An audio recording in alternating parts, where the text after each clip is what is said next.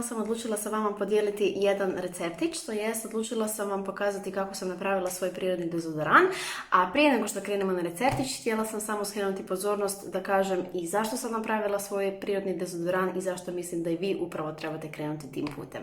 Prije svega ću reći da je znojenje prirodan proces tijela i da se znojiti treba i da ako težite tome da se znojite manje, to jest da kupujete dezodorane od kojih se znojite manje, moram vam reći da ste mrvicu na krivom putu. Znači, znojenje je prirodan proces tijela i putem znoja tijelo radi dvije stvari. Znači, bacuje iz kože toksine i tvari koje organizmu ne trebaju ili koje mu čak i štete. A druga stvar je da znojenjem tijelo snižava temperaturu tijela. Dakle, da skratim priču, znojenje je tijelu potrebno. Ono na što mi zapravo želimo utjecati sa svojim prirodnim dezodoranom je to da jednostavno reguliramo miris znoja, jer na to možemo utjecati na prirodan način. A što se tiče količine znoja, to također, koliko sam ja čitala o neke tako recenzije na taj receptić koji ću danas sa vama podijeliti, znači ljudi su rekli da su primijetili da se i manje znoja, ali to je vjerojatno zbog toga što su i unosili manje štetnih kemikalija koristeći kupovne dezodorane, pa se s vremenom i ta količina izbacivanja znoja jednostavno smanjila.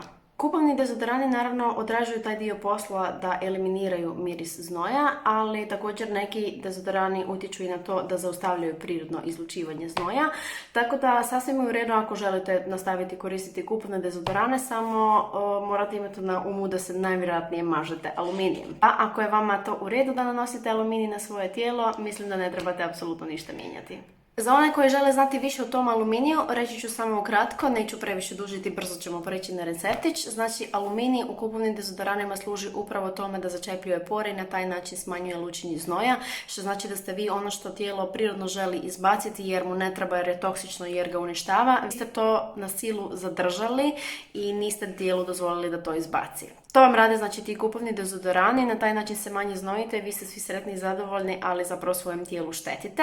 I moram reći da aluminij organizam ima otprilike isti učinak kao i hormon estrogen, što znači da može potaknuti na rast stanice raka dojke. Uglavnom, da sada previše ne dužim na tu temu, kao što sam obećala, idem na receptić da vam pokažem kako ćete napraviti svoj prirodni dezodorans. Ako vam je i jedna riječ od ovog što sam sada rekla ostala zujati u ušima, meni je jako drago jer sam vas potaknula da napravite nešto dobro za sebe i da krenete jednim zdravim putem, što će vam sigurno donijeti samo dobro u životu. Idemo na receptić. Sada ću vam pokazati što ćemo koristiti sastojaka. Znači, koristit ćemo 2 žlice kokosovog ulja. Ako vam je draže, možete koristiti umjesto kokosovog ulja i kakao maslac. Onda ćemo koristiti 3 žlice sode bikarbone. Imamo tu shea maslac, njega ćemo staviti 2 žlice. Imamo pčelinji vosak, njega ćemo staviti svega 1 žlicu. Ovdje imam aru prah, njega ćemo trebati 2 žlice. Ako nemate aru prah, možete koristiti i onaj jestivi škrob. On vam u trgovini se nalazi pod nazivom gusnel. Njega možete staviti 1 žlicu, znači gusnela, ili 2 žlice ovog aru praha, to ću još reći kasnije kroz receptić. A ako nemate baš ni jedno ni drugo, možete jednostavno staviti malo više sode bikarbone. I naravno, glavni akteri ove priče su eterična ulja. Ja ću koristiti naravno najkvalitetnije eterična ulja koja postoje na tržištu, 100% prirodna, limun i lavanda od kompanije Young Living. Limun sam odlučila koristiti zato što je on antiseptik i baktericid. Jako mi fino miriši, obožavam citrusaste mirise. A lavandu ću koristiti zato što je ona sveopće poznata, znači kraljica ulja, jako dobro djeluje na kožu, umiruje ju i sami miris lavande je smirujuć i onako djeluje opuštajuće. Tako da eto, krenimo sada sa postupkom. Postupak će biti vrlo jednostavan i mislim da vam ovaj postupak neće oduzeti više od nekakvih 10 minuta vremena da napravite svoj prirodni dezodoran koji će vas još između ostalog, ako koristite ova ulja, i njegovati. Osim ovoga što sam navela, još će mi trebati ovako jedna posudica u koju ću sada staviti kokosovo ulje, shea maslac i pčelinji vosak i to ćemo jednostavno na kupki otopiti. Dakle, dodajem 2 žlice kokosovog ulja, ovakve 2 žlice shea maslaca i 1 žlicu pčelinjeg voska. To sve dodam ovako u jedan lončić i sada ću to sve otopiti u kupki. Dakle, za one koji ne znaju što je kupka, znači to je kada uzmete ovako jedan lončić kojeg ćete staviti na vatru, zagrijet ćete ovu vodu ispod i onda ćete drugi lončić sa svim ovim sastojcima utopiti u tu vodi i sada će se ovo lagano topiti. Bilo bi poželjno da ova voda ispod bude vruća, ali kada uronite ovaj drugi lončić jednostavno smanjite vatru jer bilo bi dobro da ne ključa. Znači ovo će se sad sve lagano, ja ću ovo sad miješati, ovo će se sad sve lagano topiti i onda idemo dalje. Evo, meni se sad to sve otopilo, ja sam to sad presipala ovako jednu staklenu zdjelicu i sada ćemo dodati još aru prah i sodu bikarbonu. Sode bikarbone ću dodati 3 žlice, aru praha znači dodate 2 žlice, ako dodajete jestivi škrob njega stavite samo 1 žlicu umjesto aru praha, a ako nemate niti jedno ni drugo znači jednostavno dodate malo više od te 3 žlice sode bikarbone. Znači evo, dodala sam ovako malo više od ravne žlice sode bikarbone, 3 komada. I ja ću sada dodati znači još 2 žlice aru praha, isto tako otprilike 2 žlice aru praha. I sada ću to sve fino, lagano izmiješati. Evo kada sam to izmiješala, znači dobila sam ovako nekakvu kremastu teksturu. Sada ću dodati na samom kraju znači eterična ulja. I dodat ću znači po 10 kapi od svakog ulja, 10 kapi limuna i 10 kapi lavande. Ja sam sada evo tu dodala znači eterična ulja i sada ću vam još objasniti kako ćete ovo skladištiti i kako ćete od ovoga zapravo dobiti dezodorans, jer naravno nećete imati ovako kremicu koju ćete mazati pod pazuh. Bitno je spomenuti da za ovaj recept morate koristiti 100% prirodna i kvalitetna eterična ulja, znači ono ulja koje kupujete po DM-u, Milleru i zapravo ajmo tako reći grubo na svakom ćošku ne dolaze u obzir, jer ćete ovaj dezodorans vjerojatno mazati pod pazuh. A pazuh je jako osjetljivo područje, znači koža je uvijek preklopljena, relativno često je zatvorena, znači ne dolazi previše zraka i slona je znojenju i tako dalje. Znači mora biti nešto što će vašu kožu štititi, a ta ulja koja kupite po dućanima su zapravo sintetička, mirisna ulja, ne eterična i ona imaju hrpu kemikalija u sebi i mogu izazvati vrlo loše nuspojave. Od svakakvih upala kože, iritacija i tako dalje. Tako da ukoliko želite doći do ovih ulja svakako me kontaktirajte. Ovo su najbolja ulja koja trenutno postoje na tržištu i mogu ih od srca preporučiti. By the way, nisam spomenula, miris ovog je fantastičan. Ja pretpostavljam da će ovo biti jedna savršena kombinacija za dezić. I ne znam zašto već ovo prije nisam spomenula kad sam stavila sastojke, uglavnom htjela sam vam reći da shea maslac jako dobar za kožu jer ima velike količine nezasićenih masnih kiselina, ima puno vitamina A i E koji su jako dobri za kožu, dosta minerala i dobar je za regeneraciju kože jer duboko prodire u kožu, a kokosovo ulje ima antivirusno i antibakterijsko djelovanje, čini kožu elastičnom i mekšom i hidratizira suhu kožu što je jako dobro za područje pazuha i zapravo pomaže u smanjivanju infekcija kože i također ima dosta vitamina E.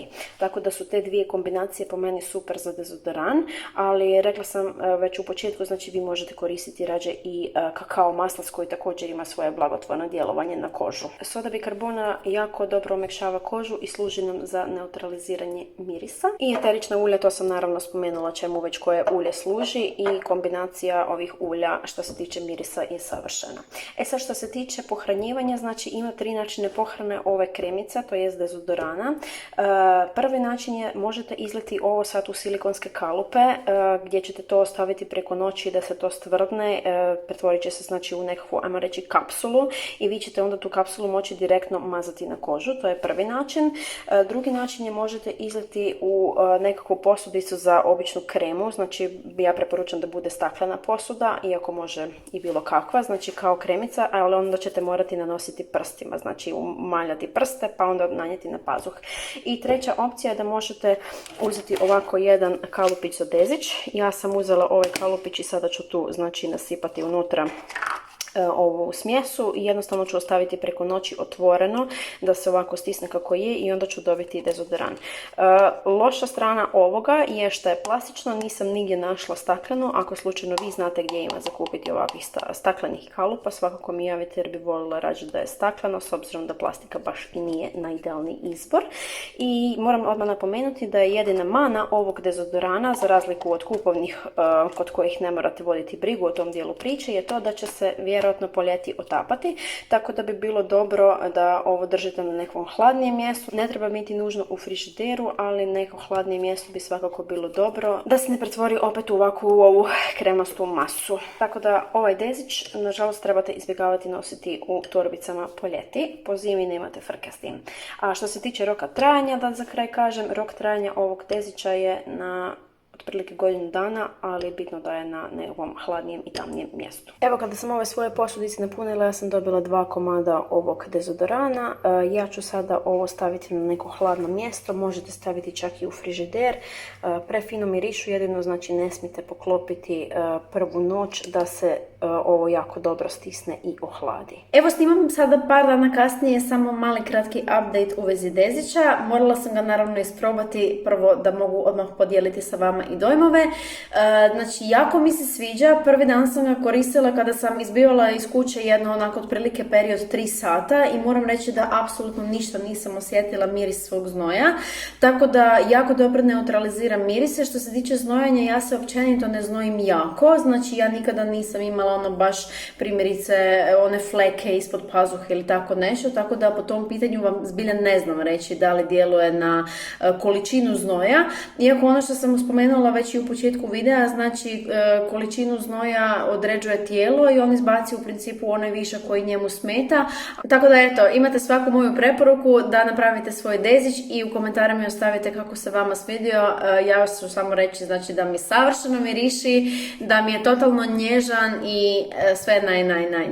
Nadam se da ste uživali u ovom receptiću, da ćete odlučiti napraviti svoj dezodoran i da ćete jednostavno malo po malo izbaciti barem neku kemikaliju koju koristite na dnevnoj bazi, jer vjerujte mi, kada bi napravili popis, sigurna sam da ćete doći do zaključka da koristite i jako puno štetnih stvari s kojima svaki dan izlažete svoj organizam nečem lošem i nečem što ugrožava vaše zdravlje. Ako vam se ovaj video svidio, svakako stisnite lajkić, pretplatite se na moj YouTube kanal ukoliko želite pratiti još ovakvih receptića. Pišite mi u komentarima ukoliko imate ideju što da vam snimim sljedeće i vidimo se u nekom sljedećem videu.